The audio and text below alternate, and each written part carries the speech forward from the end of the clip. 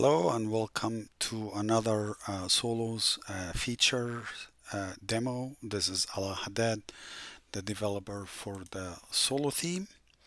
And in this feature, we're going to talk about libraries and font, or specific actually the W3.CSS library. The Solo theme, even though it's the third version for the W3.CSS theme, but I wanted the W3 CSS theme to be separate uh, for for for lots of reasons. I wanted the theme to stand alone by itself, and if users want to use the W3 CSS library, they can use it. If they don't want to use it, they don't have to use it. It doesn't have to be attached to the theme. So this is the idea here. So if you are a big fan of the W3 CSS theme and you still want to use the W3 CSS library, it's that simple. You just check this box and you should be to tell you something like if I visit the site, this site now, the default site, it does not have any uh, classes or anything. So if we say here text color or actually background colors, you see the colors, they're not here because the W3 CSS theme is not attached.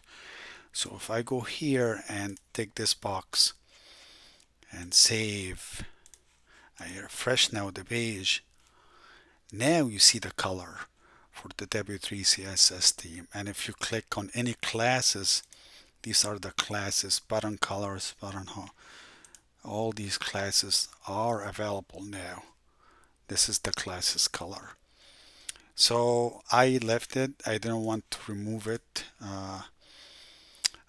for other users. And it's just straightforward. Beneath it, I added some custom. The W3 CSS classes comes with the specific classes, colors, or something like that. I added some extra classes, and I have some table here. It has pretty much all the classes if you're looking for. And these are all the color classes exist. And these classes, they're not gonna be there if you try to use them without attaching or uploading the library.